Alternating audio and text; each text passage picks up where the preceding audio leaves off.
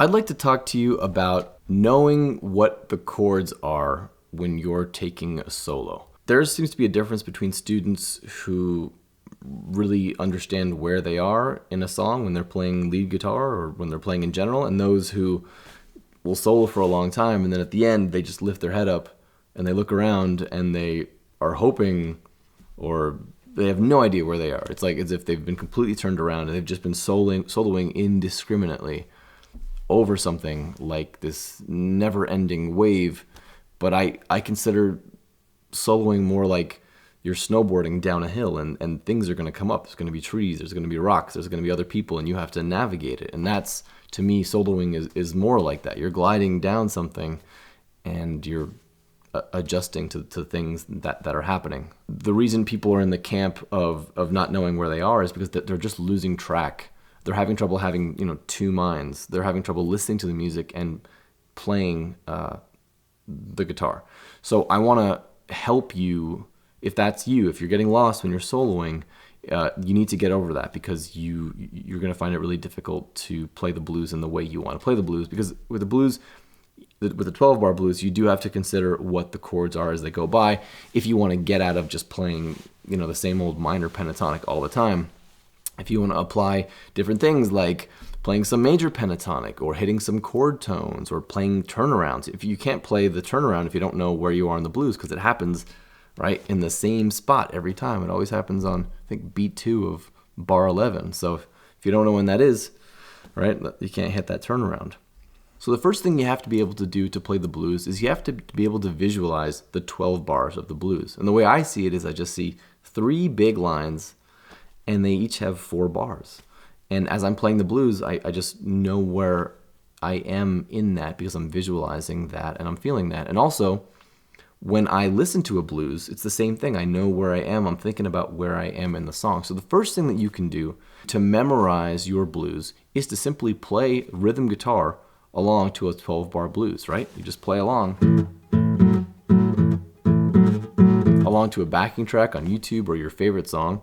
And that's the first step. Start to play along to it for a while, a few rounds without getting lost, and you're naturally going to start thinking about other things. So while that happens, you're starting to develop the 2 minds. You'll be thinking about other things while you're hopefully not getting lost, right? So that's step 1.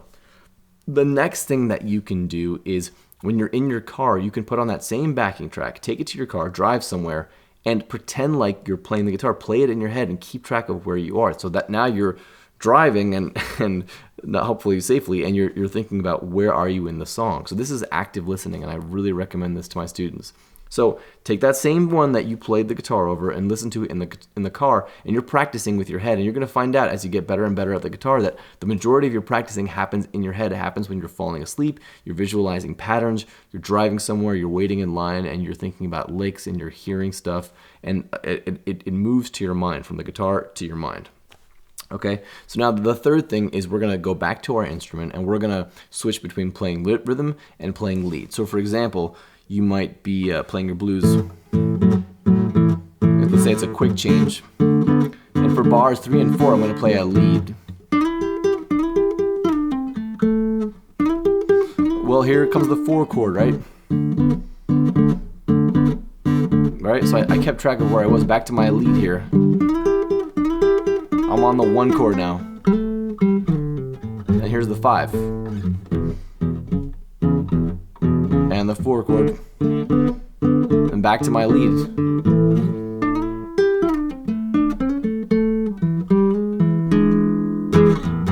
So what did I do?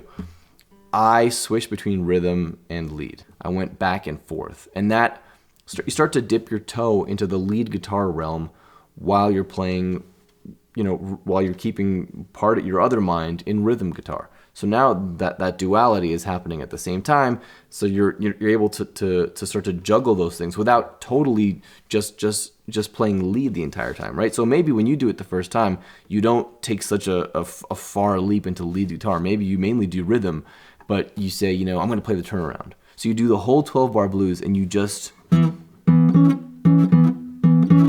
here's the time for the turnaround. I'm just going to hit the turnaround.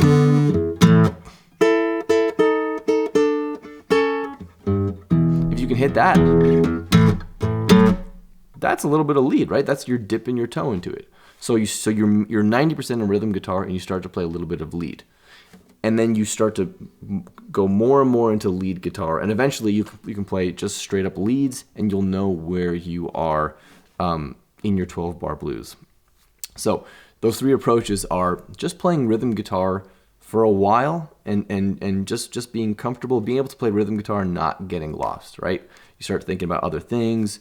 Maybe you set out a bar and you keep going with the rhythm guitar. The next thing is active listening. So the exact same song, you listen to it in your car when you're walking, and you're practicing in your mind. The third thing is you play rhythm guitar and you start to dip your toe into lead guitar. You start to leave and do a little bit of lead guitar, and you just do all those three approaches, and eventually you'll be able to play lead without requiring having to without getting lost, basically. So this is absolutely essential. It's not just the blues, but the blues is like the most common song ever. If you can do it in the blues, you can do it in other songs, and this is really going to transform your playing so that you can play on that next level, and you're not taking solos and just getting totally lost. It's just going to help your musicianship in general, not for lead guitar, but for everything. You want to develop your ear. So I hope this helps you memorize not only the blues, but other songs, and helps you play lead guitar while keeping track of what the chords are underneath you. Thanks so much for checking out this video.